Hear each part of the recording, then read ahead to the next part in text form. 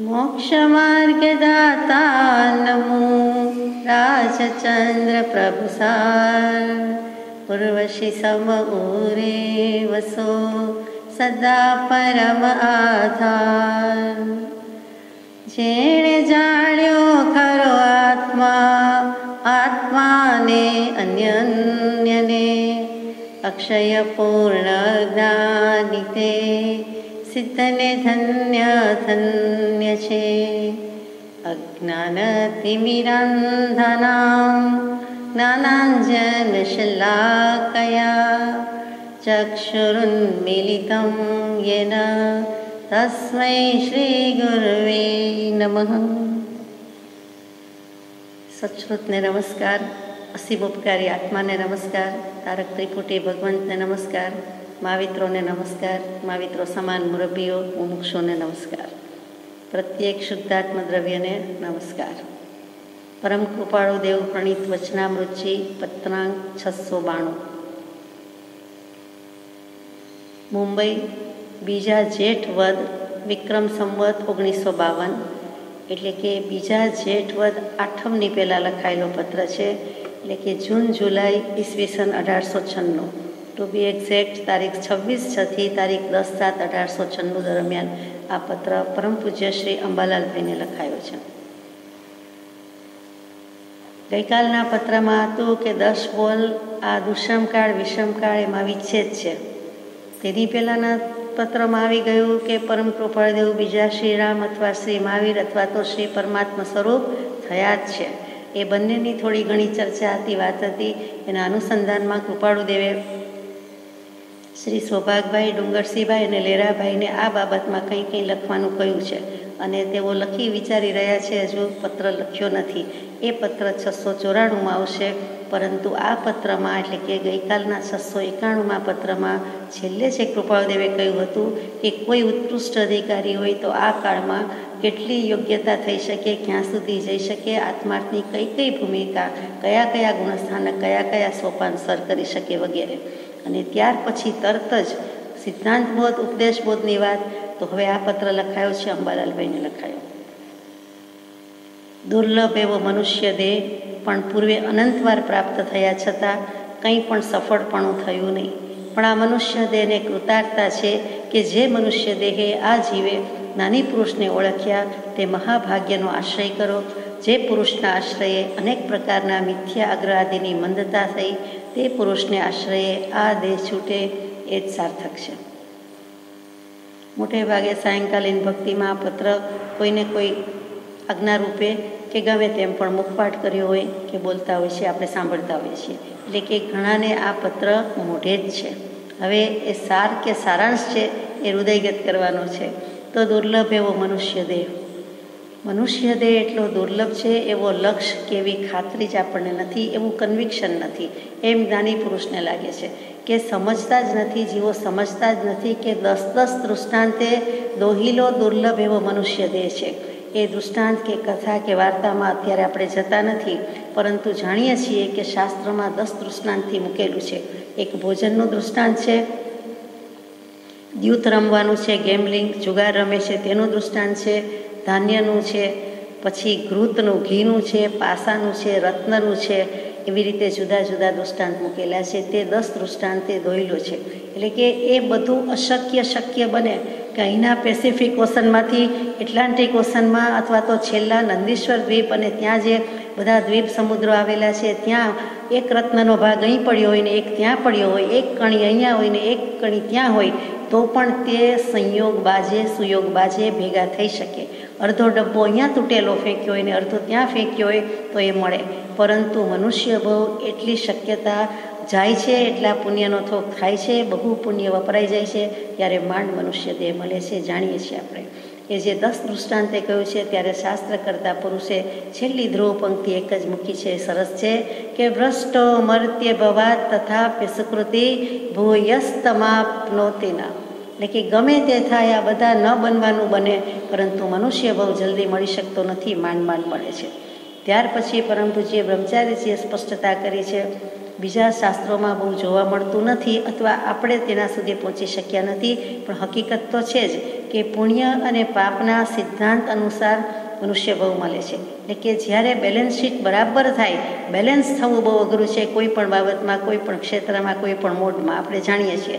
અહીંયા પણ પાપ અને પુણ્ય એટલા બેલેન્સ થાય ત્યારે મનુષ્ય ભવ મળે. તો એ સમના સિદ્ધાંત પર આધારિત છે અને તે મહાદુર્લભ છે અને તે કોઈ ભાવથી ચિંતવી શકતું નથી કે મને મનુષ્ય ભવ મળે માટે હું આવા કર્મ કરું કે આવા ભાવ કરું. એમ કંઈ આપણે ગણતરી અંદાજ લગાવી શકતા પણ નથી. વળી વધુ પાપ થઈ જાય તો નરકે જવાનું આવે, થોડાક એથી ઓછા હોય તો તિર્યંજમાં જવાનું આવે. કેટલાક પુણ્ય અને કેટલાક પાપ એ બેલેન્સ તો આત્મા જ સુપર ડુપર કમ્પ્યુટર છે અને પોતે જ અનંત શક્તિનો પરચો કરાવીને પોતે જ આ કરે છે. બીજો કોઈ આપણા વતી અકાઉન્ટ્સ રાખતો નથી, બુકકીપર નથી. આપણો જ આત્મા આ બધો હિસાબ રાખે છે અને પુણ્ય પાપના બેલેન્સની થિયરી ઉપર આપણને મનુષ્ય ભવ મળે છે. ભલે આપણે કહીએ કે બહુ પુણ્ય કેરા પુંજથી શુભ દેહ માનવનો મળ્યો, પરંતુ બહુ પુણ્ય વપરાઈ જાય છે તેમ છતાં કેટલુંક પાપ પણ સાથે છે. જો ન જ હોય તો પછી સિદ્ધ ગતિ હોય, એમ તો છે નહીં. એટલે કે પુણ્ય વાપરવા માટે ઘણું પુણ્ય બંધાઈ જાય તો દેવગતિ, ઘણું પાપ હોય તો નરક ગતિ, વચ્ચેનું હોય તો તિર્યંજ ગતિ, કે પાપ ઓછું છે પણ પાપ વધુ છે પણ પુણ્ય ઓછું છે તો તિર્યંજ ગતિ. જ્યારે મનુષ્ય ભવમાં બંને લગભગ સમાન છે, એ આપણે જાણીએ છીએ, અનુભવીએ છીએ. એવી જ રીતે જ્ઞાની પુરુષો કે દિગંબર આમનાઈના શાસ્ત્રોમાં સવિશેષ ભાર મુકાય છે કે 2000 સાગરોપમ સુધી જ ત્રસ યોનિમાં કોઈ જીવ રહી શકે છે. 2000 સાગરોપમ વર્ષ એટલે ગણ્યા ગણાયની વીણ્યા વીણાયની એટલા બધા છે. ઘણા બધા વર્ષ થાય તો પણ એની લિમિટ છે, એનો અંત આવે છે.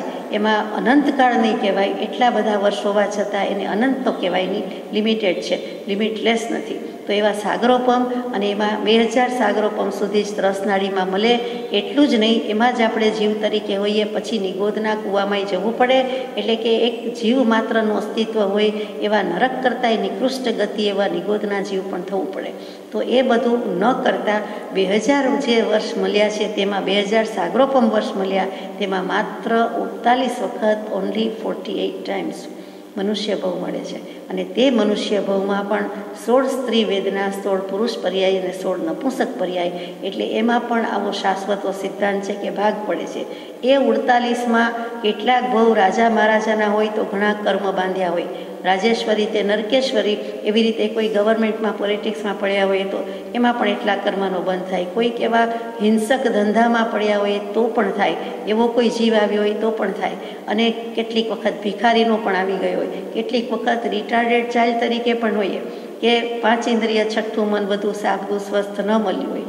તો આવા કેટલા ભવ નીકળી જાય તો 48માંથી આપણી પાસે રહે શું? અને જે કોઈક ભવ મળ્યા તેમાં બોધનું શસ્ત્ર કે બોધનું દાન કોઈ આપ્યું હોય ને આપણી પાસે હોય, સ્વરૂપનું ભાન કરાવે એવું હોય, એવું તો આપણને ભાગ્યે જ કોઈ ભવ મળે અને ભાગ્યે જ કરી શકીએ. એમાંથી પાછો સત્પુરુષાર્થ કેટલા ભવમાં કરીએ. એટલે આ રીતે પણ દુર્લભ એવો મનુષ્ય દેહ છે.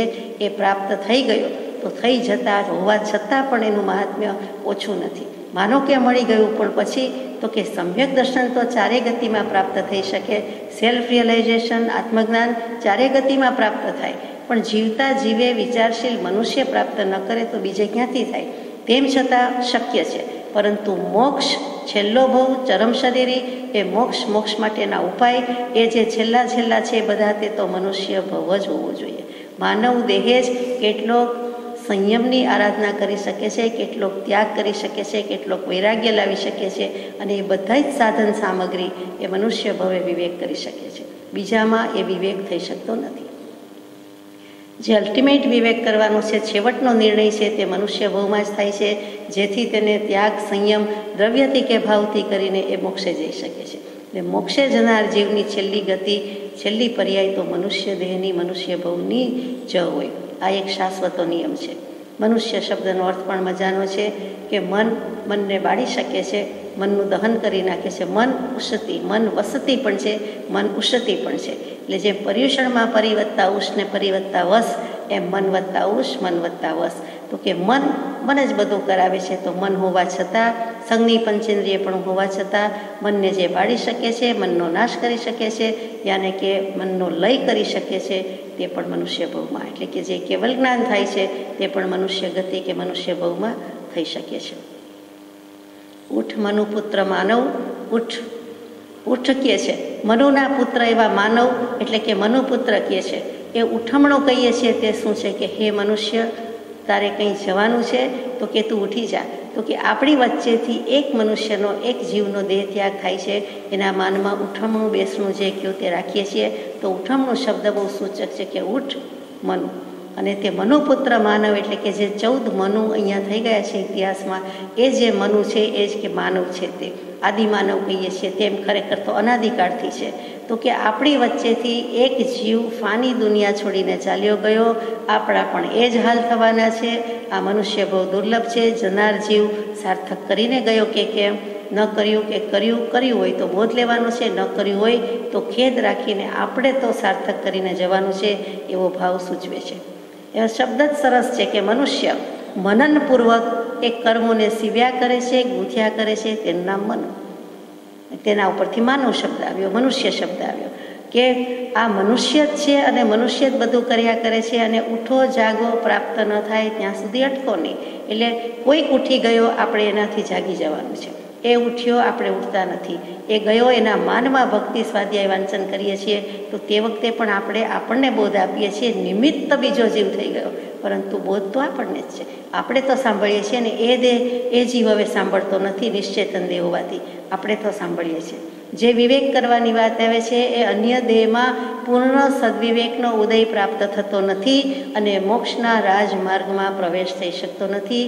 એમ 4થા નંબરના શિક્ષા પાઠમાં આપણને બહુ જ શરૂઆતમાં મોક્ષમાળામાં કૃપાળદેવે સમજાવી દીધું છે કે પૂર્ણ સદવિવેકનો ઉદય પ્રાપ્ત થતો નથી અને મોક્ષના રાજમાર્ગમાં, હાઈવે પર ધોરીમાર્ગ છે ત્યાં પ્રવેશ કરી શકતો નથી. કેમ પૂર્ણ સદવિવેકનો ઉદય મનુષ્ય ભોગમાં જ થાય છે? તો કે દેખીતી વાત છે કે દેવો વિષયોમાં પડી ગયા છે, નારકો દુઃખમાં પડી ગયા છે, તિર્યંચો વિવેક વિનાના ફરે છે. એને એટલી બુદ્ધિ કે વિવેક જ નથી હોતો. તો પછી રહ્યું કોણ? તો કે બાકી રહ્યો તે આપણે પોતે મનુષ્ય. અને મનુષ્ય જ આ સદવિવેક કરી શકે છે અને એને મનુષ્ય ભવમાં કે દેહમાં બધી જ મોક્ષની સામગ્રી મળતી હોવાથી મનુષ્ય ભવ જ મુખ્ય છે, મૂલ્યવાન છે, મહત્વનો છે અને એ દુર્લભ છે. આપણને લાગે છે પણ દુર્લભ જ છે.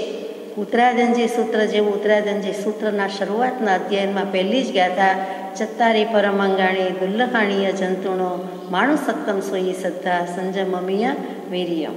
આ 4 અંગ મનુષ્યને પ્રાપ્ત થવા દુર્લભ છે. પહેલું મનુષ્યત્વ, બીજું ધર્મની શ્રદ્ધા, શ્રુતિ અને ત્રીજી શ્રદ્ધા અને ચોથી છેલ્લી તે સંયમનું ફોરવવું. એટલે કે એવો સંયમ સર્વભાવથી વિરામ પામી જઈએ, પરમાર્થ સંયમ, અને ત્યાંથી સીધો મોક્ષ મળી જાય તે કરવું મુશ્કેલ છે. જે મનુષ્યત્વ દુર્લભ છે તેની વાત છે. ઋષભદેવ પ્રભુ પાસે 98 પુત્રો ભાગ પાડવા ગયા કે ભરતજી ચક્રવર્તીની આણ મનાવે છે, અમે સ્વીકાર કરતા નથી, અમને માન્ય નથી, તો ચાલો તમે તો છોડીને ચાલી નીકળ્યા ને એકલા ભરતજીને બધું રાજ આપ્યું. ચક્રવર્તી છે તો ભલે રહ્યો, બાહુબલી છે આ પ્રમાણે છે, તો અમને 98 પુત્રો, અમારો શું વાંક ગુનો છે, અમને ભાગ પડી આપો એમ કરતા ઋષભદેવ પાસે જાય છે.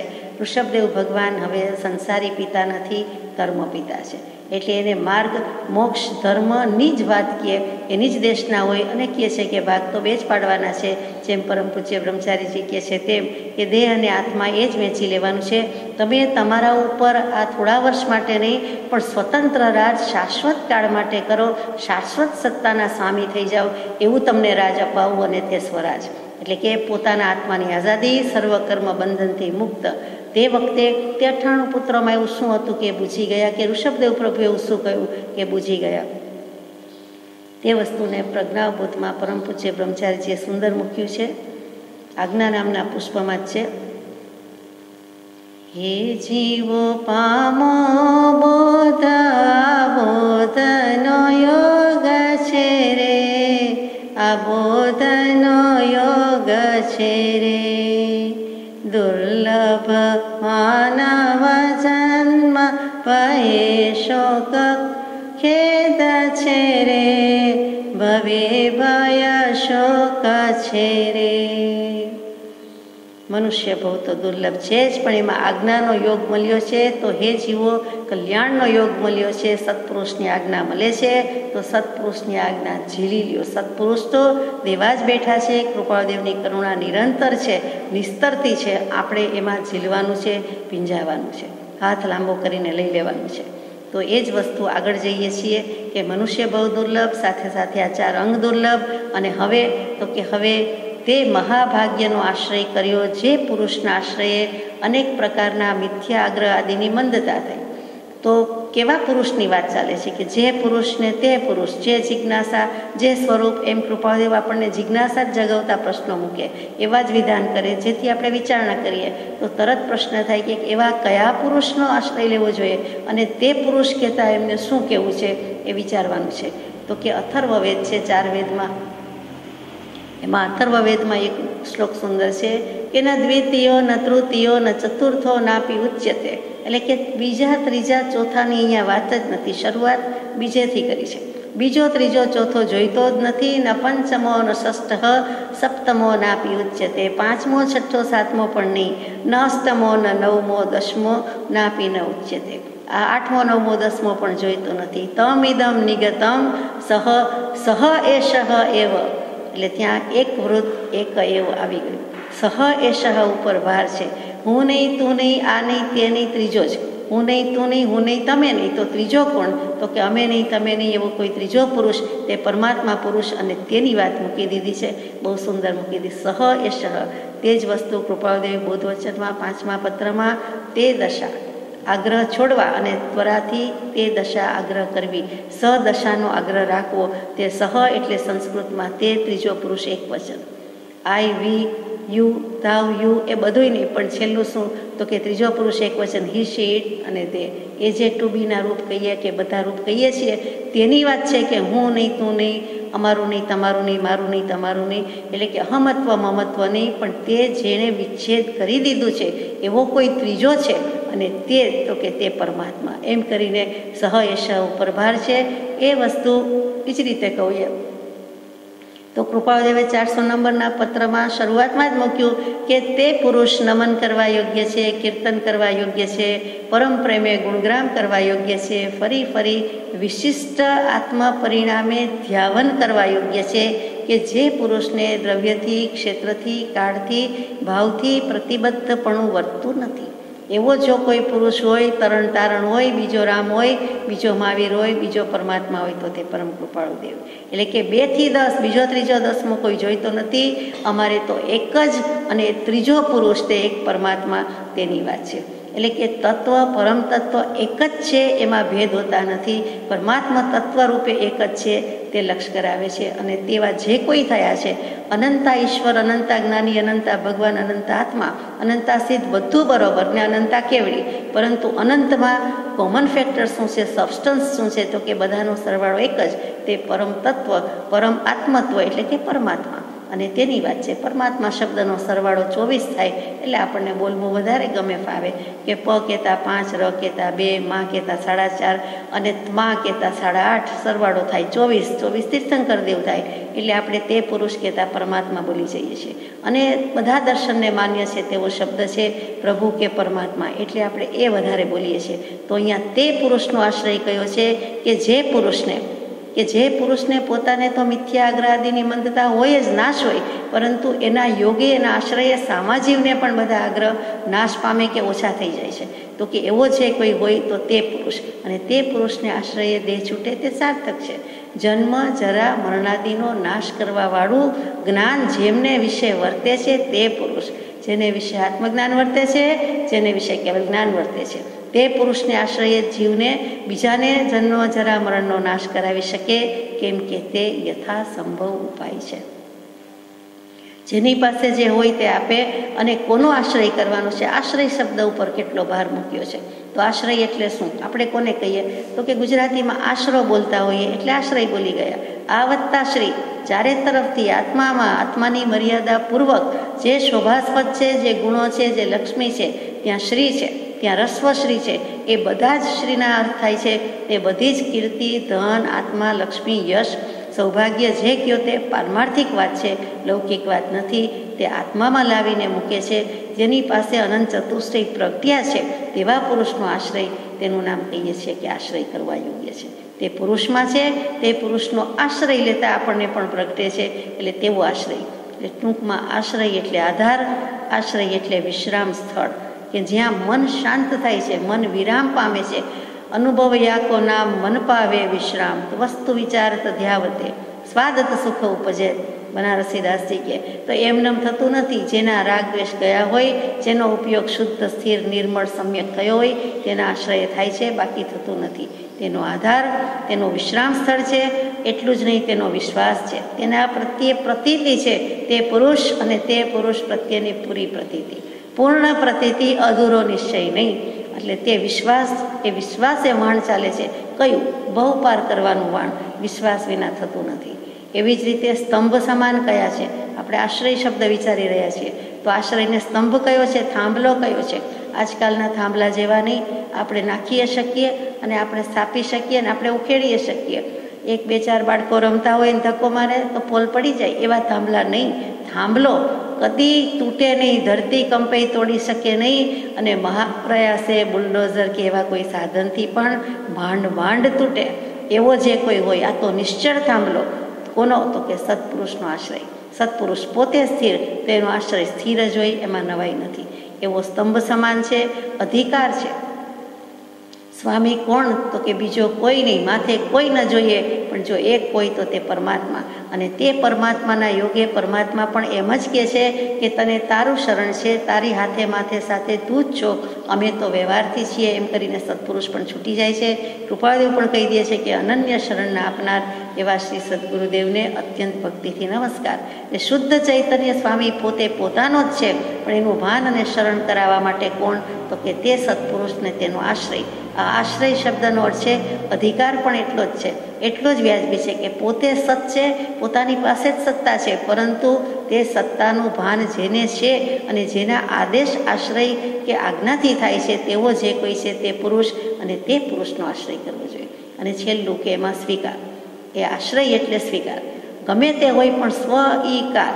ગમે તેટલી ઓઢવાની વસ્તુ પડી હોય, પરંતુ ગમે તેવી ઠંડી લાગે, પરંતુ જો ઓઢીએ નહીં તો, અથવા તો લઈએ નહીં તો સ્વીકાર કરીએ છીએ, ગ્રહણ કરીએ છીએ, ઝાલીએ છીએ, પકડીએ છીએ, અનફોલ્ડ કરીએ છીએ અને ઓઢીએ તો કામનું છે. નહીં તો વસ્તુ તો વધી પડી છે. એમ એવા પુરુષ તો થઈ ગયા. તે પુરુષનું બોધબળ, તે પુરુષનું વચનબળ જેમાં છે એ બધું છે.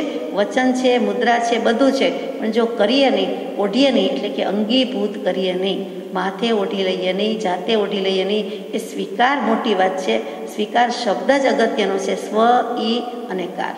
સ્વ આત્મા પોતે, ઈ એટલે જવું, એટલે કે જ્યાં જ્ઞાન છે, જોવું છે, ગતિ છે, પ્રગતિ છે, ત્યાં હંમેશા જવા સાથે જ્ઞાન તો હોય જ. જાણવું શબ્દ હોય ને હોય. આ સંસ્કૃત ભાષાનો અધ્યાત્મ સાહિત્યનો નિયમ છે. એટલે કે જ્યાં જવું આવે ત્યાં જાણવું ભેગું ને ભેગું જ છે. તો એ જે સાથે ને સાથે છે તેની તો આપણે વાત કરીએ છીએ કે સ્વીકાર. આત્મા તો છે જ, આત્માનું સ્વરૂપ ક્યાંય ગયું નથી, અને પોતે પોતાના ઉપર ઓઢી લે, સ્વીકાર કરે. કોને? આશ્રયનો અર્થ ચાલે છે. આશ્રય કોનો? તો કે તે પુરુષનો. તે પુરુષ કોણ? તો કે જન્મજરાનો નાશ કરાવી શકે તેવો કોઈ હોય તો આપણે સ્વીકાર્યો છે. તે આપણે જેના પ્રત્યે પ્રેમ પ્રતીતિ અંશે પણ ધરાવીએ છીએ કે પ્રયત્ન કરીએ છીએ, તેવો પરમ કૃપાળુદેવ તો અહીંયા આ પત્રમાં આશ્રય બુદ્ધિની વાત મૂકી. આમ પણ પુષ્ટિ માર્ગ સંપ્રદાયમાં શ્રી વલ્ભાચાર્યજીએ એની જ વાત મૂકી છે. પુષ્ટિ, અનુગ્રહ, કૃપા, કે ભગવાન પ્રત્યે આપણને ધર્મનું, આત્માનું પોષણ કરે છે તે પુષ્ટિ. અને ત્યાં પુષ્ટિ એટલે શરણાગતિનો ભાવ છે, અનુગ્રહનો ભાવ છે, કૃપાનો ભાવ છે, આશ્રય બુદ્ધિનો ભાવ છે. આશરો લીધા વિના ન થાય, શરણે પડ્યા વિના ન થાય. આપણે કોઈના આશ્રય ઓટલે હોઈએ તો, પડ્યા હોઈએ તોય આપણું રક્ષણ કરે, આશરો આપે. આપણે કોઈના શરણે પડ્યા હોય તો આપણને કરે. એ સામેથી એમ કહેવા આવે છે કે તું આશરો લઈને શરણું લે, એમ તો નથી. કદાચ કહે તો પણ આપણે સમજીને લઈએ તો થાય છે, નહીં તો વાત પતતી નથી. આશ્રય શબ્દમાં અહીંયા ઘણું કહી દીધું છે. એક તારો આશ્રય ને એક તારો નિશ્ચય. તો આશ્રય અને નિશ્ચય કર્યા પછીથી કરવું શું બાકી? પદ્મનંદી આલોચનાના અંતે બ્રહ્મચારીજીએ સુંદર કહી દીધું કે એ કર્યા પછી બીજું કાંઈ કર્તવ્ય રહેતું નથી. જો એક સત્પુરુષનો કૃપાદેવનો આશ્રય અને નિશ્ચય અને શરણ. એમાં પહેલો નિશ્ચય થાય, પછી આશ્રય અને પછી શરણ. તો તે પુરુષનો આશ્રય જીવને જન્મ જરા મરણાદિનો નાશ કરી શકે, કેમ કે તે યથાસંભવ ઉપાય છે. સંભવ એટલે શક્યતા અને સંભવ એટલે કારણ. એ કારણ હોય તો કાર્ય થાય. એ નિમિત્ત કારણ છે, ઉત્કૃષ્ટ નિમિત્ત કારણ છે. સદગુરુ આજ્ઞા જીનદશા નિમિત્ત કારણમાય. એટલે જો તેનો આશરો લેશો તો થશે. યથાસંભવ સંભવિત ઉપાય છે, કારણ રૂપે આ ઉપાય છે. સંયોગ સંબંધે આ દેહ પ્રત્યે જીવને જે પ્રારબ્ધ હશે તે વ્યતીત થયે તે દેહનો પ્રસંગ નિવૃત્ત થશે. આ બધા સંયોગ સંબંધ છે. સર્વ દુઃખનું મૂળ પણ સંયોગ સંબંધ છે. એટલે જે થવાનું હશે તે જ થશે. જ્યાં સુધી આ દેહની સાથે આત્માને જેટલા કર્મો લાગેલા હશે અથવા જેટલી પર્યાય ભોગવવાની હશે એટલી રાખશે, એટલી સ્થિતિમાં રહેશે. પછી તો એ મુસાફરખાનું છે, ધર્મશાળા છે, ભાગી જશે, છોડીને ચાલ્યો જશે. એટલે તેનો વિયોગ ગમે ત્યારે નિશ્ચય છે, પણ આશ્રયપૂર્વક દેહ છૂટે એ જ જન્મ સાર્થક છે. જન્મ્યા એટલે જવાના તો ખરા, નામ તેનો નાશ, ચાતસ્ય હિ ધ્રુવ મૃત્યુ. આ બધા જ આપણને આશ્વાસન પ્રેરક શબ્દો લાગે, સાંત્વન સૂચવક લાગે છે. હકીકતમાં એ હકીકત છે, એ નક્કર સત્ય છે, નગ્ન સત્ય છે, વાસ્તવિકતા એ છે અને એને સ્વીકાર્ય જ છૂટકો છે. તો ગમે તેટલા ઋણાનુબંધ હોય, ગમે તેટલા નજીકના સંબંધ હોય કે જેના દેહ ત્યાગથી વારંવાર દુઃખ થાય એવું હોય, તો પણ તે દુઃખ ન કરતા, ખેદ ન લગાડતા એના સદ્ગુણોનું સ્મરણ કરીને આગળ જવાનું છે. જો ખરેખર દુઃખ લાગતું હોય તો સદ્ગુણો ખેંચી લેવાના છે અને એના પરથી વૈરાગ્ય આવવો જોઈએ, અને તો જ આપણે સાચી અંજલિ આપી કહેવાય. નહીંતર તો માત્ર ઉપરથી યાદ કર્યા કહેવાય. ગમે ત્યારે વિયોગ છે તો આશ્રયપૂર્વક દેહ છૂટે એ જ જન્મ સાર્થક છે. કે જે આશ્રયને પામીને જીવ તે ભવે અથવા ભાવિ એવા થોડા કાળે પણ સ્વ સ્વરૂપમાં સ્થિતિ કરે. આશ્રયવંતો જીવ જો એ જ ભવે મોક્ષે ચાલ્યો જાય તો આશ્રયદાતા પરમ કૃપાળુ પ્રગટ સદા, એની તો વાત જ ક્યાં કરવી. અને જો એટલું જ નહીં, એક ભવ અથવા કોઈક ભાવિ એવા થોડા કાળે, એટલે કે 1, 2, 3, 5, 15 ભવમાં તો એનો ફેંસલો જ આવી જાય, નિર્ણય આવી જાય. ક્યાં જાય? સ્થિતિ ક્યાં કરે?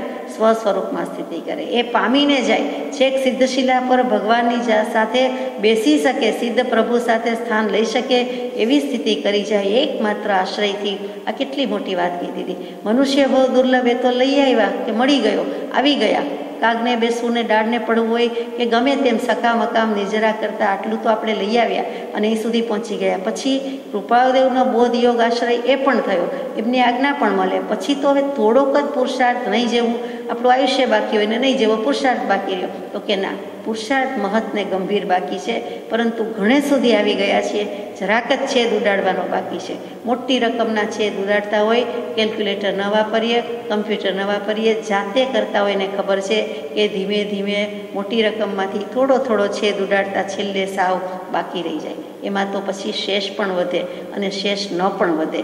અહીંયા શેષ અશેષ નિશેષની વાત નથી કરતા, પરંતુ 1, 2, 3, 5, 15 ભવમાં તો ફેંસલો પુરુષાર્થી હોય, સાચો પુરુષાર્થ હોય, ખરેખરો ઉપડે તો તે જ ભવે પણ મોક્ષે જઈ શકે.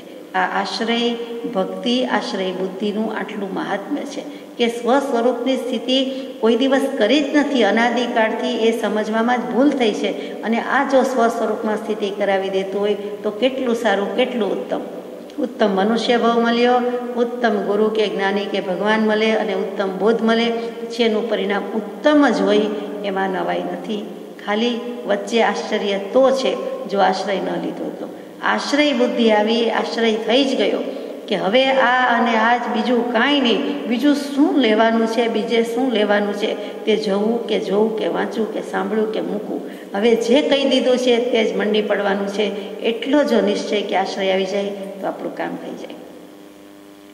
પ્રભુ ફરમાવે છે આગળ કે શ્રી સદગુરુએ કહ્યો છે એવા નિર્ગ્રંથ માર્ગનો સદાય આશ્રય રહો. હું કહું છું એમ નહીં, શ્રી સદગુરુએ કહ્યો છે એવા નિર્ગ્રંથ માર્ગનો.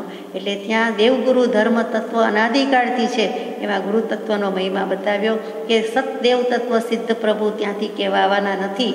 કહેનારા તો સહયોગી દેહધારી પરમાત્મા જ છે. અર્યંત પદનું એટલે મહાત્મ્ય છે, ગુરુપદનું એથી વિશેષ મહાત્મ્ય છે. તો એ સમજાવે છે તેઓ, એ જે લખે છે તેઓ કે નિર્ગ્રંથ માર્ગનો સદાય આશ્રય. નિર્ગ્રંથ માર્ગ શું? તો કે રાગ દ્વેષ અજ્ઞાન એ મુખ્ય કર્મની ગ્રંથ થાય નિવૃત્તિ જે હતી તે જ મોક્ષનો પંથ. તો એ જ નિર્ગ્રંથનો માર્ગ છે. એટલે ઘણા ઘણા વર્ષો સુધી નિર્ગ્રંથ શબ્દ જ લખાતો, બોલાતો અને એ નિર્ગ્રંથ લખ્યું. કૃપાળુદેવે પણ વચનામૃતજીમાં વારંવાર સર્વજ્ઞ કે કેવલી કે અર્યંતનો માર્ગ લખવા કરતાં વિતરાગનો માર્ગ અને વધારે નિર્ગ્રંથ માર્ગનો એ શબ્દ પ્રયોગ વધારે કર્યો છે. માત્ર બૌદ્ધ શાસ્ત્રોમાં નિર્ગ્રંથ વપરાય છે એવું નથી. કેટલાક બૌદ્ધ ધર્મીનો દાવો છે કે બૌદ્ધ દર્શનમાં જ વપરાય છે, એમ તો નથી. જૈન અને બૌદ્ધ બંને વાપરે છે. અને ગ્રંથિ રહિત કહીએ એટલે નિર્ગ્રંથ હોવાથી ઇતર દર્શનને પણ માન્ય છે કે મિથ્યાત્વની ગાંઠ ગઈ, રાગદ્વેષની ગાંઠ ગઈ, રાગદ્વેષ અજ્ઞાનની ગાંઠ ગઈ, તે નિર્ગ્રંથ છે. અને તેવા નિર્ગ્રંથ માર્ગનો એટલે કે વિતરાગ માર્ગનો સદાય આશ્રય રહ્યો. કેવલી પ્રરૂપિત ધર્મનો, કેવલી પ્રરૂપિત તત્વનું મને શરણું હજો, મંગળ છે અને મને આશ્રય હજો, એ ભાવ કૃપાળદેવે મૂકી દીધો. અને તે લખતા પહેલાં જે લખ્યું છે કે તમે તથા મુનિ, શ્રી મુનિ પ્રસંગોપાત ખુશાલદાસ પ્રત્યે જવાનું રાખશો. બ્રહ્મચર્ય, અપરિગ્રહ આદિ યથાશક્તિ ધારણ કરવાની તેમને સંભાવના દેખાય તો મુનિએ તેમ કરવામાં પ્રતિબંધ નથી. અને મુનિએ શું કહેવું અને કેમ કરવું એ પણ કહી દીધું. અહીંયા મુનિ એટલે શ્રી લલ્લુજી મુનિ, લઘુરાજ સ્વામી પ્રભુશ્રીજીની જ વાત છે. અને અહીંયા ખુશાલદાસભાઈનો પ્રસંગ મૂક્યો છે. એ કોણ ખુશાલદાસભાઈ છે? તો કે કૃપાળદેવના ગણધર તુલ્ય એવા પરમ પૂજ્ય શ્રી અંબાલાલભાઈ અને એમના સગા શાળાશ્રી, તે અંબાલાલભાઈના શાળાશ્રી તે ખુશાલભાઈ, તેઓ ખંભાતમાં જ રહે છે અને તેમને મૂક્યું હોય તેમ લાગે છે. કે ખુશાલદાસભાઈ એટલે બીજા ખુશાલદાસભાઈની વાત નથી. તો ખુશાલદાસભાઈ પણ કૃપાળદેવ અંબાલાલભાઈ બેની જેમ અને અંબાલાલભાઈથી પણ કદાચ નાના, એટલે કે ક્વાઇટ યંગ છે. પહેલી 25માં જ છે અને સંસાર માંડ્યો છે, પત્નીશ્રી છે અને 2 બાળકો પણ છે, એટલે કે દીકરા પુત્ર વગેરે છે. તેમને માંદગી આવી છે અને આ અંતિમ સમયની માંદગી છે, આ જીવલેણ માંદગી છે. તો એના અનુસંધાનમાં અંબાલાલભાઈને ચિંતા થાય છે. એટલે અંબાલાલભાઈ કૃપાળદેવને પત્ર લખે છે. સીધું જ ડાપણ કરતા નથી, પરંતુ પત્ર લખે છે, પૂછાવી રહ્યા છે. તો એ પત્ર આપણને મળ્યો છે, એમાં મૂકે છે, બહુ ટૂંકમાં લઈએ છીએ કે બીજા જેઠ સુદ પૂનમ વિક્રમ સંવત 1952 ખંભાત. આપણે પત્ર 692માં વાંચીએ છીએ, તે જેઠ વદમાં લખાયો છે અને જેઠ વદ 8મ પહેલાં લખાયો છે. એટલે આ પૂનમનો મળ્યા પછી તરત જ એનો જવાબ આપ્યો છે એમ સમજાય છે. શ્રી સદગુરુ શરણમ મમ. શ્રીમાન પરમ પુરુષોત્તમ, પરમોપકારી, પરમ કૃપાવંત, પરમ દયાવંત, અનાથના નાથ, અશરણના શરણ શ્રીમદ રાજચંદ્ર પ્રભુજીને ત્રિકાળ નમસ્કાર. સુખ સમાધિમાં બિરાજમાન હશોજી, જાણવા ઈચ્છું છું, પત્ર લાભ ઈચ્છું છું અને પવિત્ર લાભ ઈચ્છું છું. પવિત્ર શ્રી લલ્લુજી મુનિ આજે સ્થાનકમાં પધાર્યા છે, એટલે ખંભાતના સ્થાનકમાં, એટલે ખંભાતના એક જૈન ઉપાશ્રયમાં બિરાજ્યા છે, આવ્યા છે. શરીરે અશાતા વર્તે છે. અંબાલાલભાઈને પણ એ વખતે ઝીણો ઝીણો તાવ 1 મહિનાથી આવી રહ્યો છે. એમની વાત લખી હોય એમ પણ લાગે, પણ વધારે વાક્ય રચના જોતાં એમ લાગે કે પ્રભુશ્રીજી આજે સ્થાનકમાં પધાર્યા અને એમના શરીરે અશાતા વર્તે છે, એટલે એમને પણ થોડું ઘણું કસર હશે અથવા તો તાવ વગેરે હશે. સુગ્ન શ્રી કૃષ્ણદાસ, જે કડું ખોવાઈ ગયું હતું, પત્રાંક 537 વાળા કૃષ્ણદાસભાઈ અજ્ઞાન પરિષદ અને દર્શન પરિષદ સહન કરવાની ભલામણ કરી છે, તેમનો આજે સવારના સ્વર્ગવાસ થયા છે. આપને તેડાવવાની તસદી તકલીફ નહોતી આપવી એમ કહેતા હતા, બાકી આપનું જ શરણું છે અને તે જ મારું કલ્યાણ કરશે તેમ રટણ કર્યા કરતા હતા. સુગ્નભાઈ ખુશાલદાસભાઈના શરીરે 1 માસથી ક્ષય રોગ વિશેષ પરિણામ પામ્યો છે, એટલે કે 1 મહિનાથી વધારે દગો દઈ દે તેવું થઈ ગયું છે, વધારે વિફર્યો છે, વકર્યો છે. તેમની વૃત્તિ ઠીક રહી છે. આપ સાહેબના પવિત્ર દર્શનની ઈચ્છા રાખી રહ્યા છે, સ્મરણ રાખ્યા કરે છે અને નમસ્કાર લખવાનું કહેવાથી હું આપને લખી રહ્યો છું. જુઓ, આપણે કહીએ કે મારા જય પ્રભુ, મારા જય સદગુરુ વંદન, મારા નમસ્કાર પાઠવશોજી, તો કોઈ વાર બિલકુલ ઉપલક સપાટીએ વ્યવહારિક હોય અને કોઈક વખત આપણે ખરેખરા દિલથી ભાવથી પાઠવતા હોઈએ કે આ પ્રમાણે કેવા વિનંતી છે અથવા તો હું યાદ કરું છું, એમ જરૂરથી કહેજો. તો અહીંયા કૃપાળુદેવે ને તરત જ એમણે અંબાલાલભાઈએ નમસ્કાર પહોંચાડી દીધા છે. એટલે કે જુઓ આ જીવનો વિનય કેટલો છે, પોતાનોય છે અને ખુશાલદાસભાઈએ પાઠવ્યા છે તો એનો પણ કેટલો વિનય છે એ પણ જોવાનું છે. એટલા માટે હું લખું છું. ખુશાલદાસભાઈને સારું છે, સ્મરણ રાખ્યા કરે છે, પણ અસાધ્ય રોગનું વેદન છે. આયુષ્ય સ્થિતિ હોય તો જ બચી શકવાનો સંભવ છે. એમની સમીપમાં કિલાભાઈ વગેરેનું રહેવું થાય છે અને સ્મરણ માટે વારંવાર જણાવે છે અને મોટે ભાગે સ્મરણમાં જ રહે છે. આ લેખકનો દેહ પણ હમણાં જ વરાદીની ઉત્પત્તિ વિશેષરીય છે. એટલે કે અંબાલાલભાઈ પત્ર લખી રહ્યા છે. આ લેખક એટલે અંબાલાલભાઈને પણ હમણાં તાવ રહ્યા કરે છે. એટલે આપણને તરત વિકલ્પ થાય તે મટી જાય કે કેમ અંબાલાલભાઈ ગામમાં જ છે, ખંભાતમાં જ છે, સગા સાળા છે, સારા સંબંધો છે, મુમુક્ષુ છે, અને કેમ એટલું જતા નથી? આ બીજા કેમ છે? તો કે 24 કલાક કે વારંવાર એ કોઈ સ્મરણ આપવાવાળું હોય તો તે કિલાભાઈ છે, અને મને પણ તાવ આવતો હોવાથી થોડા થોડા વખતે જઉં છું, અથવા એ પ્રમાણે છે. અહીંયા એ પત્ર પૂરો થઈ જાય છે. પછીની વિગત આપણે લેતા નથી. એમાં એમ જ છે કે શાતા અશાતા વેદ્યનો ઉદય હોય ત્યારે દેહની પરિસ્થિતિનું ખબર પડે છે કે આ મશીન જ છે અને આ બધી અશુચિમય પદાર્થથી ભરેલો જ દેહ છે. પરંતુ જ્યારે પત્રમાં લખ્યું છે, એનો સાર કહું છું કે શાતાશીલિયા પદાર્થો અથવા તો દેહને, જીભને મનભાવન ભોજન હોય ત્યારે આ અશાતા કરી શકે અથવા આ અશાતામાં પલટાઈ જશે એવો કોઈ ભાવ, ખેદ, ઉદ્વેગ રહેતો નથી. અને અમે જેમ છે તેમ આરોગીએ છીએ, પરંતુ એ જ આ જીવનો, મૂઢ જીવનો મહા અપરાધ છે, અનંતો દોષ છે, એમ કરીને પોતે જ લખ્યું છે. એ અલ્પજ્ઞ અંબાલાલના નમસ્કાર. એ વખતે અંબાલાલભાઈએ પોતાના પર લીધું છે. પોતાને કદાચ એ સમયે એવું કંઈ ભાવ થયો છે એટલે લખી દીધું છે, પણ આમ તો આપણને જ બોધ છે. ત્યાર પછી આ પત્ર મળે છે અને કૃપાળુદેવે આ પત્ર વાંચીને, સાંભળીને જે કહ્યો તે તરત જ યુદ્ધના ધોરણે જવાબ આપ્યો છે, પહોંચાડ્યો છે. અને એ પત્ર પહોંચી ગયો જે આપણે 692માં વાંચ્યો તે, કે નિર્ગ્રંથ માર્ગનો શ્રી સદગુરુએ કહ્યો છે એવા નિર્ગ્રંથ માર્ગનો સદાય મને આશ્રય રહ્યો, એવા આશ્રયપૂર્વક જીવ છૂટે એ જ સાર્થક છે, વગેરે. અને ત્યાર પછી બીજા જેઠ વદ નોમના દિવસે અંબાલાલભાઈ લખી રહ્યા છે. એ જ વર્ષની વાત છે. આ જેઠ સુદ પૂનમે લખ્યું. પછી કૃપાદેવે જેઠ વદમાં લખ્યો પત્ર, આઠમ પહેલાં લખ્યો છે. એટલે કે પાંચમ છઠનો હોવો જોઈએ કે બીજ ત્રીજનો હોવો જોઈએ, અને તે પહોંચી ગયો. અને ત્યાર પછી અંબાલાલભાઈ હવે સમાચાર પાઠવે છે કે શ્રી સદગુરુ પ્રભુ રાજચંદ્રજી શરણમ મમ, આ અનિત્ય અને અશરણ એવા ત્રાસરૂપ સંસારમાં એક સદગુરુનું, આ પવિત્ર નાથનું શરણ સત્ય છે, મને છે. સુગ્નભાઈ ખુશાલદાસ ગઈકાલે સોમવારની રાતના 8 વાગ્યાના સુમારે આ ભૂમિનો ત્યાગ કરી ચાલ્યા ગયા છે. મરણાંતની 2 મિનિટ અગાઉ સુધી સાવધાનીથી પોતે ભક્તિમાં લક્ષ્ય રાખ્યો હતો. યુવાવસ્થાના પહેલા ભાગમાં પોતે દેહનો ત્યાગ કરી ચાલ્યા ગયા એવો પ્રત્યક્ષ બનાવ જોઈ આ આત્માને દૃઢત્વ થતું નથી, અને પોતે તો મરવું જ નથી એવો દૃઢ નિશ્ચય રાખેલો છે. પ્રત્યક્ષ બાળ, યુવાન અને વૃદ્ધ એવા સેંકડો મરણ નજરે જોતા છતાં આ લેખકની છાતી પીગળતી જ નથી. એ જ આ લેખકની અનંત મૂઢ દશાની અજ્ઞાનતા છે. વિશેષ શું કહું, આ જીવ જ દિશામૂઢ રહેવા ઈચ્છે છે, તેવા પ્રકાર સેવે છે, તેવા કારણ ઉપાર્જન કરે છે, અને તેમાં જ પ્રીતિ રાખે છે.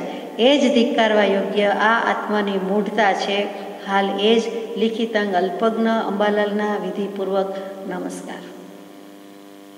સગા સાળા ખુશાલભાઈનો દેહ છૂટી ગયો અને તરત જ બીજે દિવસે એમણે જવાબ આપી દીધો. કૃપાળુદેવને પાઠવી દીધું કે આપનો પત્ર મળ્યો હશે, સમયસર મળી ગયો હશે, પણ આ બધું આ પ્રમાણે બની ગયું છે.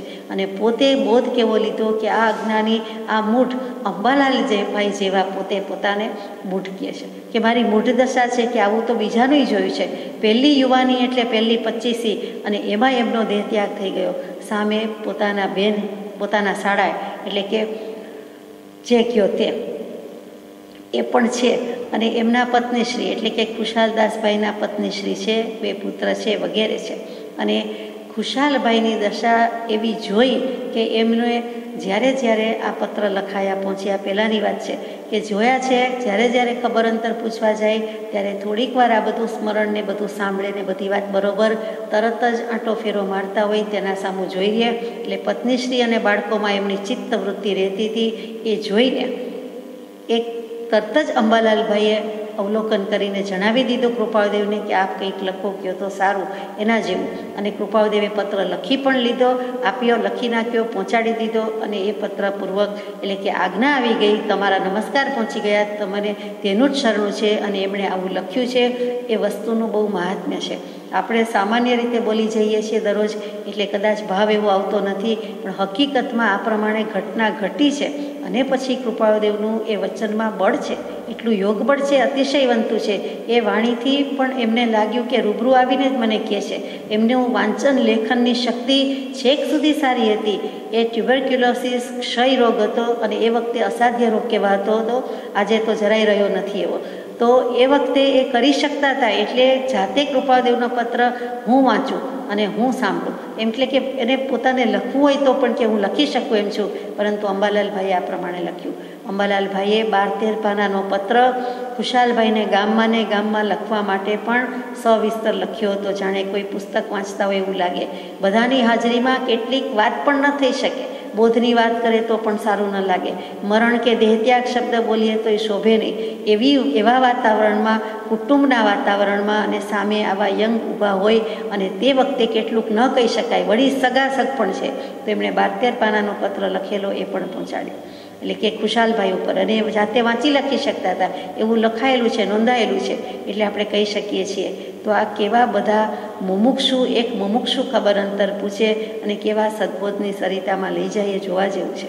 એનું કલ્યાણ કરી નાખે એટલા માટે મુમુક્ષુ હજો પણ આપણી આજુબાજુ દેહના દેહાદિક સગાવાલા ન હજો એમ ઘણા મુમુક્ષુ ભાવના કરે છે. તે આ જ કારણથી કરે છે કે રાગ બુદ્ધિ રાગ ભાવ જોઈને ન હોય ત્યાંથી ખડો થઈ જાય કે આ વ્યક્તિ હાજર છે, આ વ્યક્તિ હાજર નથી, આને કંઈક કહેવાનું છે અથવા આને કંઈ ન કહેવાનું, અથવા સામાના ભાવ જોઈને પોતાના ભાવ પણ અસર પામે અને ઢીલાશ આવી જાય તો એ પોસાય નહીં. લડતી વખતે બીજું કાંઈ જોવાનું ન હોય ત્યારે તલવાર આમથી તેમ વીંજાવાનું જોઈ, સામે વ્યક્તિ, લક્ષ અને તલવાર મારવાની વાત છે. તો આ સમાધિ મરણ એ યુદ્ધમાં શસ્ત્રની તાલીમ લીધી હોય તે તાલીમ ત્યારે કેટલી યાદ આવે છે, કેટલી કામ આવે છે, કેટલી વાપરી શકીએ છીએ એના માટેનું છે. એટલા માટે આ બધું કહેવાનું મન થઈ જાય છે. તો એવા સુગ્ન ખુશાલદાસભાઈનો તો ત્યારે દેહ ત્યાગ થઈ ગયો અને પત્ર પણ પાઠવી દીધો. એક ખુશાલદાસભાઈની કેવી હાલત હતી એનું બયાન પાછું જ અંબાલાલભાઈએ પત્રમાં કર્યું છે થોડા દિવસ પછી. આ તો તરત જ સમાચાર પાઠવવા પૂરતું લખ્યું છે. પછી જે લખ્યો છે પત્ર એ પણ આપણને મળ્યો છે, તો આપણે વાંચીએ છીએ કે અષાઢ સુદ એકમ શનિ વિક્રમ સંવત 1952 ઓમ શ્રી સદગુરુભ્યો નમો નમઃ. પરમ કૃપાળુ પરમ દયાળુ સહજાનંદી પૂર્ણ બ્રહ્મ સ્વરૂપી સદા સ્વરૂપ વિલાસી નિસ્પૃહી એવા જગતગુરુ પરમાત્મા શ્રી રાજચંદ્રજીને પરમ ઉલ્લાસથી ત્રિકરણ યોગે ત્રિકાળ નમસ્કાર. પરમ પવિત્ર પરમ કૃપામય પત્ર મળ્યો, વાંચી અત્યાનંદ થયો. ફરીથી પત્ર મળશે એમ ધારી લખવામાં થયેલા વિલંબની હું ક્ષમા ઈચ્છું છું. ભાઈ ખુશાલદાસના મરણના દિવસે સોમવારે કફ અને બળખા નીકળવાના બંધ થયા હતા અને સહજ શાતા જણાતી હતી. ભાઈ કિલાભાઈ તથા નગીનભાઈ તરફથી 15 દિવસ આગમનથી એમની સમીપમાં રહેવાનું અને રાત્રે સૂવાનું રાખ્યું હતું. સોમવારે શ્રી વચનામૃતજીના પત્રો વાંચવાનું વિશેષ ચાલ્યું હતું. તે જ દિવસે જરા શ્વાસની ઉત્પત્તિ વધારે હતી, પણ પંચેન્દ્રિયો સાવધાનપણે સારી હતી. 3 વાગ્યાના સુમારે કિલાભાઈ વાડું કરવા ગયા. વાડું એટલે સાંજનું ભોજન, સૌરાષ્ટ્રમાં ખાસ કરીને વાડું જ બોલાય. તે વખતે સહજ ઘરવાળાએ સ્વાર્થી ગરબડ કરી મૂકી અને સ્ત્રી આદિકને કંઈક કેવા કરવા વિશેની વાત તે લોકો તરફથી નીકળવાથી ખુશાલદાસનું ચિત્ત એમાં પરોવાયું હતું. જે 1 કલાક એ વાતનો પ્રસંગ રહ્યો હતો. એટલે એક આખી કલાકમાં ભાવ પરિણામની ઉથલપાથલ કેવી થઈ જાય એ વાત છે. અને એ ઘરના આવો પ્રશ્ન ઉઠાવે, જેમાં સગાવાલા માવિત્રો વગેરે આ પક્ષના તે પક્ષના મુરબ્બી વડીલો આપણને માફ કરે, પણ તે વખતે તેમનો રોલ ભજવ્યા સિવાય રહે નહીં. કાંઈ કહેવાનું છે, આની વ્યવસ્થા કરી છે, આ છોકરાઓનું શું, આના નામે છે, આવી બધી વાતચીત ચાલતી હોય, આપણને ગળે ન ઉતરે, ગમે નહીં તેવી વાત છે. ક્યાં મંત્ર સ્મરણ, પ્રભુ સ્મરણની વાત, નામ સ્મરણને મહિમા, અને ક્યાં આ બધી વાત એવી ક્ષુલ્લક વાત છે અને જીવ હારી જાય એવું બની જાય છે. પરંતુ 1 કલાક એ પ્રસંગ રહ્યો હતો. કિલાભાઈનું 4 વાગે આવું થયું હતું. તે પ્રથમથી જ એ જે બધી વાત હતું તેનું સમાધાન કરી અને વંચાવો શરૂ કર્યો હતો. તે થોડો અધૂરો રહ્યો. તે વખતે કહે કે હવે મને ઊંઘ આવે છે. ખુશાલદાસભાઈ થોડી મિનિટોમાં દેહત્યાગ થઈ જવાનું છે એ એમ કહે છે કે હવે મને ઊંઘ આવે છે. પેલી બધી વાતનો કેટલો પરિશ્રમ પહોંચ્યો હોય એ આપણે સમજવાનું છે. વિભાવ પરિણતિથી માણસ થાકે જ અને ઊંઘ આવે, વાત સાચી છે. કિલાભાઈએ કહ્યું કે હવે થોડો જ પત્ર બાકી છે. તે પૂરો થઈ જાય પછી ઊંઘી જજો. ત્યાં સુધી બિચારા જીવે યત્ન તો ઘણો કર્યો, પણ અસહ્ય દુઃખ ઉત્પન્ન થયું અને ત્યાં દુઃખના આવેશથી આંખો ઢળી પડવા માંડી અને 5 વાગ્યાના સુમારે દેહ નાખી દીધો. એટલે અત્યંત પીડામાં પ્રવેશ કર્યો. આ સઘળી હકીકત હું થોડી વારે મંગાવતો રહેતો હતો, પણ આજે જ રહી જશે, એટલે કે આજે જ આ દેહ ત્યાગ થઈ જશે એવું કોઈની કલ્પનામાં આવેલું નહીં. અને તે દિવસે ઉલટું થોડું સારું વર્તાયું હતું, જેમ દીવો બુઝાતા પહેલાં, ઓલવાતા પહેલાં કોઈ વાર છેલ્લે વધારે પ્રકાશ આપે તેના જેવું. તેથી મારા મનમાં એમ હતું કે ત્યારે જઈશ, અને મને પણ વળી શરીરની અશાતાનું કારણ હતું, તાવ આવતો હતો. તે વધારે હોવું જોઈએ, નહીંતર અંબાલાલભાઈ ગયા વિના રહે જ નહીં. 4 વાગે સ્ત્રી આદિકની સ્વાર્થી ગરબડની વાત સાંભળી એમ વિચાર થયો હતો કે આ વખતે આ બિચારા આત્માનું આમાં ચિત્ત શા માટે પરોવાયું. માટે હું જાઉં. વળી વાળું કરી જવાય તો રાતના 10 વાગ્યા સુધી એમની સમીપ રહી શકાય એમ ધારી એક પત્ર લખી રાખ્યો. તે એમના વાંચવામાં આવે તો ઠીક, કારણ વાંચવાની અથવા લખવાની એમની પૂરી શક્તિ હતી. તે પત્ર લખી અને જ્યાં હું ત્યાં ગયો ત્યારે જોયું તો શરીર નાખી દીધું હતું. તેમ વધુ સાંભળવા જેવી સ્થિતિ ન હતી. તેથી 2 મિનિટે 1 મિનિટે શ્રી સદગુરુનું શરણ સહાયકારી છે, એ જ શરણો સાચું છે એમ ઉચ્ચાર આપતો હતો. અને તે જીવ પણ એવું બોલતો હતો, જે પોતે સાંભળી આંખ ઉઘાડી માથું હલાવી હા કહેતા હતા. અને તે મરણના 5 મિનિટ અગાઉ સુધી રહ્યું હતું. વારંવાર તે જ ઉચ્ચાર આપતો હતો. છેવટે ફક્ત 5 જ વખત માથા શ્વાસ લઈ શરીર ખેંચાયું હતું અને સહજ વારમાં જીવ હતો નહોતો થઈ ગયો.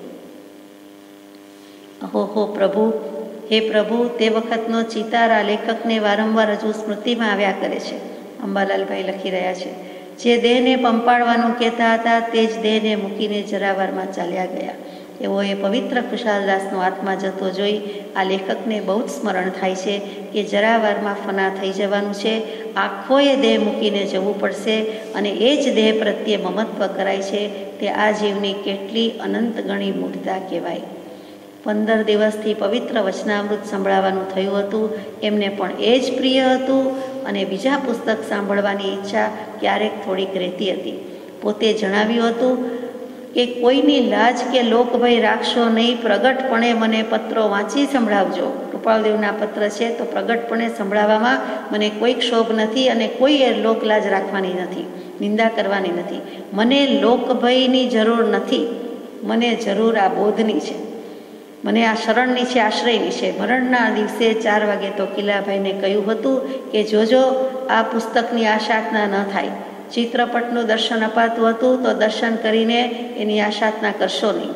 આવા કારણમાં કૌટુંબ આદિક વિશેષ પ્રતિકૂળ નહોતા રહેતા, એટલે કે એમાં આ બધું થતું હતું ત્યારે કુટુંબીજનો કોઈ આડે આવતા નહોતા, પ્રતિબંધ નહોતું. કૃપાળદેવના પત્ર વાંચી સંભળાવાય જેવી તેવી વાત નથી. આજે પણ કેટલીક વખત થોડીક બીજી માન્યતા હોય, થોડીક સંપ્રદાય ગચ્છમતની માન્યતા હોય તો કુટુંબ વચ્ચે વાંચી શકાતું નથી કે કહી શકાતું નથી. તો આ તો બહુ જુદી વાત છે, જૂની વાત છે. તેમ છતાં તે સમયે તે જમાનામાં કરી શક્યા એ પણ મોટી સદભાગ્યની નિશાની છે. તો પુસ્તકની દર્શન કરે છે અને પછી પાછું કહે છે કે હવે હું તો જાઉં છું, પણ તમે પણ બધા આ ખેદ રાખશો નહીં અને આની આશાતના કરશો નહીં અને આને વાંચજો, સાંભળજો અને લોક લજ્જા કે લોકભય રાખશો નહીં.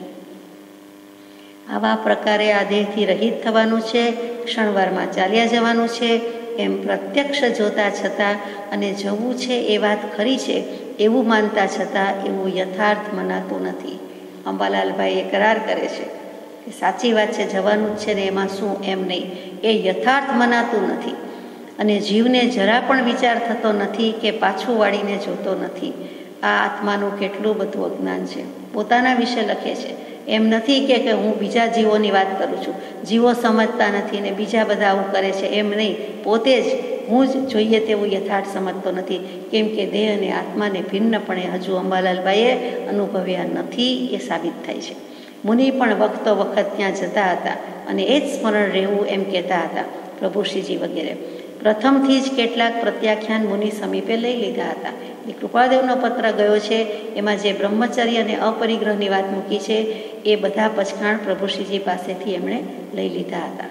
એટલે કૃપાળદેવની આજ્ઞાથી પ્રતિનિધિ રૂપે પ્રભુશ્રીજી અને તેમના દ્વારા પાછા પછખાણ એટલે ખુશાલભાઈનું તો કામ થઈ ગયું. વળી આવું કહે છે કે આશ્રયપૂર્વક દેહ સાર્થક છે અને કહેતા ગયા, લોકોને કહેતા ગયા કે અબ હમ તો સફર કરતે હે, અબ હમ તો સફલ કરતે હે. પણ આ મારા પ્યારા સ્નેહીજનો આ વિચારજો, આ ભૂલતા નહીં, સંભાળજો એવા આશયનું કહી દીધું છે. અને આપણે જાણીએ છીએ કે જગતમાં દેહત્યાગ વખતે જૈન ધર્મ પ્રમાણે અથવા તો વિતરાગ ધર્મ પ્રમાણે જે રાવી આવે છે, જેટલા આપણે સ્થાપના કરી હોય, હિંસાના કામ કર્યા હોય, હિંસાના સાધનો ઓછા વધતા પ્રમાણમાં આપણે બધાએ વસાવ્યા જ હોય. માનો કે પંખો વાપરતા હોઈએ કે એથી માંડીને બધા જ અપ્લાયન્સીસની વાત આવી ગઈ કે ઘરમાં છરી ચપ્પુ હોય ને પછી બ્લેન્ડર પણ વાપરતા હોઈએ, ઘંટી ચક્કી વાપરતા હોય, એ જે બધા જ્યાં હિંસા થાય છે તે બધા એવા કોઈ પણ સાધન હોય તો એ બધાની આપણે છેલ્લે ઓછી રાવી દઈએ નહીં, ત્યાગ ન કરીએ તો એ રાવઈ શબ્દ છે એટલે રાવી બધા બોલે. એ રાવી તો આવે જ એટલે કે આપણને દોષ તો લાગે જ.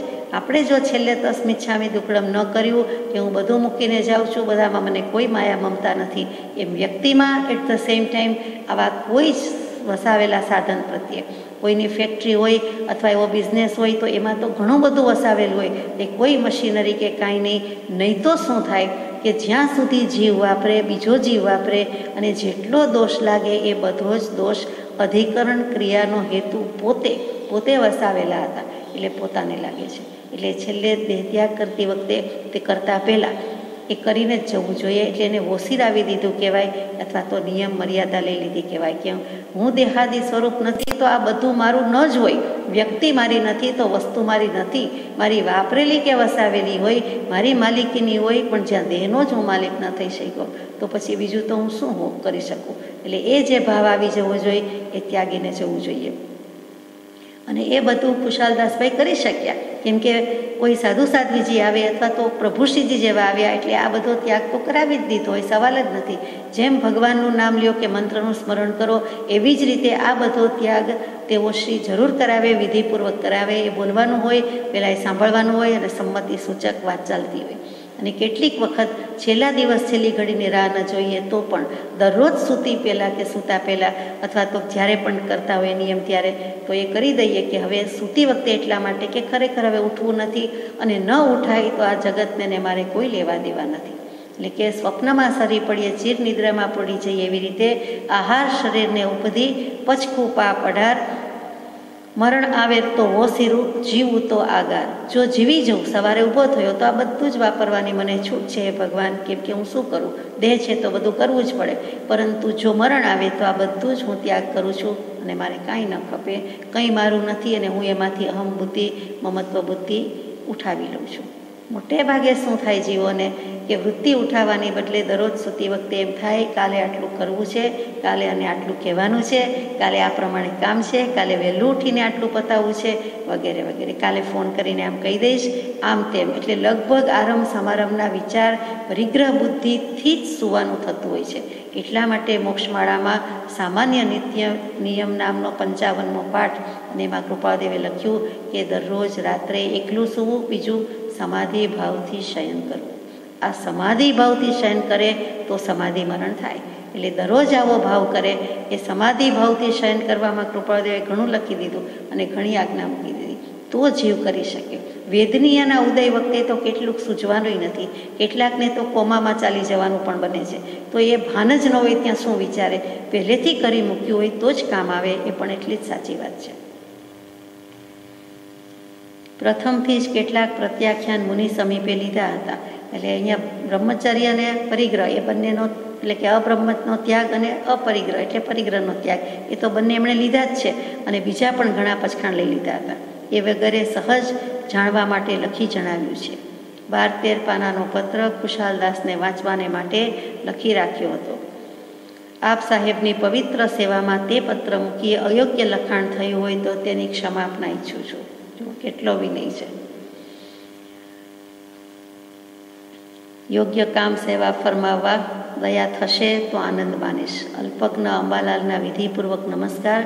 પછી છેલ્લે લખ્યું છે મુનિ સમાગમ ચાલે છે એટલે કે પ્રભુશ્રીજી અને બધા બેસીએ છીએ, વૃત્તિ ઠીક રહે છે, સત્પુરુષો પ્રત્યે સામાન્યપણું ન થાય અને વિશેષ પરમ ઉલ્લાસ વૃત્તિ રહે અને તેમાં જ પ્રીતિ ભક્તિ થાય તેવા પ્રસંગની વાતચીત વિશેષ ચાલે છે જી. ત્યારે કયો મુદ્દો ચર્ચાય છે તો કયું શાસ્ત્ર એ મોટી વાત નથી, પણ ખરેખર સૌથી મોટી વાત છે તે ચર્ચી રહ્યા છે કે સત્પુરુષ પ્રત્યે સામાન્યપણું ન થાય અને વધારે ઉલ્લાસ કેમ આવે તે બાબત. અને છેલ્લું વાક્ય છે કે કોઈ પણ પ્રકારે અવિનય આદિક દોષ થયો હોય તો તેની ક્ષમા ઈચ્છીને આ પત્ર પૂરો કરવાની રજા લઉં છું.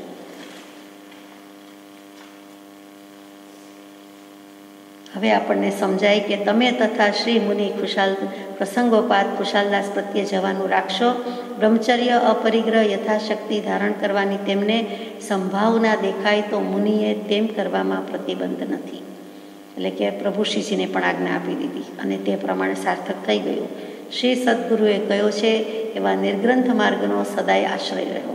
એમાં પણ આવ્યું કે કાળ ગમે તેવો છે, દુર્લભ એવો મનુષ્ય દેહ અને દુષ્મ એવો કાળ. દુર્લભ કહેતા જ દુઃખે કરીને પ્રાપ્ત થાય, દુઃખે કરીને લાભ થાય એવો ધર્મ કે એવો પ્રાપ્ત થાય એવો મનુષ્ય દેહ, અને તે પ્રાપ્ત તો થઈ જાય છે, પરંતુ પછી શ્રી સદગુરુએ કહ્યો છે એવા નિર્ગ્રંથ માર્ગનો સદાય આશ્રય રાખીએ તો આ કાળમાં પણ હાથનોંધમાં લખ્યું છે તેમ શ્રી સદગુરુના અનુગ્રહથી હજુ પણ કલ્યાણ જન્મવાનો જોગ જાણીએ છીએ. માટે ઉપાસના કરો. એટલે કે કૃપાળુદેવ બેઠા છે, હિંગધણી છે, અમે બેઠા છીએ તો ચિંતા શું? મોટાને ઉત્સંગ બેઠા એને વળી બીજી શું ચિંતા હોય? એટલે આપણને કોઈ ચિંતા નથી, માત્ર આશ્રય ભાવના રાખીએ તો હવે કોઈ ચિંતા નથી. એટલે નિર્ગ્રંથ માર્ગનો આશ્રય રાખીએ, શરણ રાખીએ, ઉપાસના કરીએ તો જ્યાં ભગવાન છે ત્યાં આપણે પણ પહોંચી શકીએ. હવે કરવાની વાત આવી કે શું કરવાનું છે. હું દેહાદિ સ્વરૂપ નથી અને દેહ સ્ત્રી પુત્રાદિ કોઈ પણ મારા નથી. શુદ્ધ ચૈતન્ય સ્વરૂપ અવિનાશી એવો હું આત્મા છું. એમ આત્મભાવના કરતા રાગ દ્વેષનો ક્ષય થાય. તો પહેલું જ વાક્ય છે તે માથું ઉતારી લીધું કે હું દેહાદિ સ્વરૂપ નથી. તો હું શું સ્વરૂપ છું? કોઈ પણ વ્યક્તિ પોતાને પૂછી શકે કે હું આત્મા છું એમ કહી દેવાનું છે તો કે કોઈ પણ વસ્તુનું સ્વરૂપ એટલે શું? અને સ્વરૂપ 4 રીતે જાણી શકાય: દ્રવ્યથી, ક્ષેત્રથી, કાળથી અને ભાવથી. તો દ્રવ્યથી હું એક છું, અસંગ છું, અને હું દ્રવ્ય છું, સબસ્ટન્સ છું, તત્વ છું, એટલે કે આત્મા છું. પછી ક્ષેત્રથી અસંખ્યાત આત્મપ્રદેશને અવગાહીને રહેલો છું. આ જગ્યાએ, આ ગામમાં, આ સ્થળમાં, આ સભા મંડપમાં અહીંયા બેઠા છીએ એ તો સ્થૂળ દૃષ્ટિએ, બાહ્ય દૃષ્ટિએ. હકીકતમાં પોતાના અસંખ્યાત પ્રદેશ લઈને બેઠેલો છે. એનું ખેતર, એનું ક્ષેત્ર, એની સ્પેસ, એની રૂમ, એની જગ્યા એ છે, બીજું નથી. પોતે જેટલી જગ્યા રોકીને બેઠા છે તે ભૂમિ અથવા તે નગર, તે સીટ, તે બેઠક એમ નહીં, પણ આત્મા ક્યાં રહે છે? તો કે આત્મા પોતાના ક્ષેત્રમાં રહે છે, બીજે તો રહેતો જ નથી ને. જેટલી જગ્યા રોકી છે તેમાં જ આત્મા છે ને, બીજે ક્યાં છે? બહાર થોડો છે. આપણી આજુબાજુ કોઈ ડ્રોઈંગ કરે કે પેટી પેક પૂરી દે તો એમાં આત્મા છે? એ તો બોલવા પૂરતું છે, વ્યવહાર પૂરતું છે. નિશ્ચયથી હકીકતમાં તો આત્મા પોતાના આત્મપ્રદેશમાં રહે છે. કાળથી સ્વયં પરિણામી છું. ઘડિયાળમાં આટલા વાગ્યા એટલે આટલા વાગ્યા છે, આટલો સમય થઈ ગયો એમ નથી, પરંતુ સમય જાય જ છે, એક કાલાણું પસાર થાય છે. એવી જ રીતે મારા પણ બધા સમય પ્રમાણે હું પરિવર્તન પામું છું. એટલે એક સમયવર્તી ઉપયોગ છે.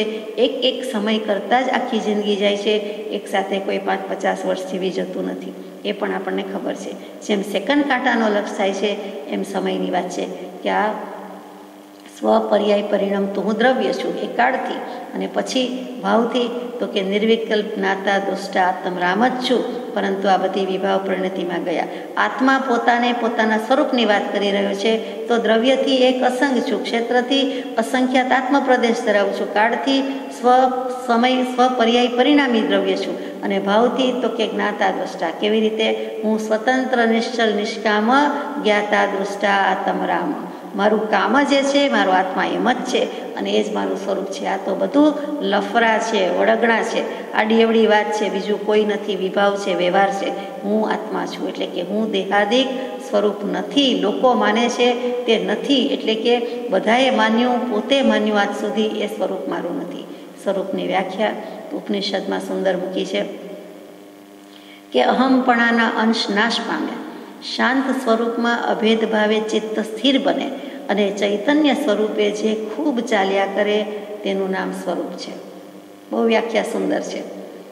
અહમપણાનો અંશ નાશ પામે, શાંત સ્વરૂપમાં ચિત્ત સ્થિર રહે, અભેદ ભાવે રહે, અને પછી ત્રીજું શું છે તો કે એનું પરિણામ ચૈતન્ય સ્વરૂપે જે ખૂબ ચાલ્યા કરે તે સ્વરૂપ. ચૈતન્ય સ્વરૂપ શું તો કે જીનાગમથી જ્ઞાન દર્શન ગુણ, જ્ઞાન દર્શન ઉપયોગ. જે ચૈતન્ય શબ્દનો અર્થ છે એટલે હું દેહાદી સ્વરૂપ નથી, દેહ સ્ત્રી પુત્રાદી કોઈ પણ મારા નથી, તો હું કોણ તો કે શુદ્ધ ચૈતન્ય સ્વરૂપ એટલે કે જ્ઞાન દર્શન ઉપયોગવંત છું અને અવિનાશી શાશ્વત સનાતન છું, એવો હું આત્મા છું. એટલે કોઈ મરણ નથી, આત્મા મરતો નથી, અજન્મા, એવી રીતે અજર અમર અવિનાશી છું. એમ આત્મભાવના કરતાં રાગ દ્વેષનો ક્ષય થાય. એટલે 3 વસ્તુ મૂકી દીધી સ્વરૂપમાં, તે જ છે અંતમાં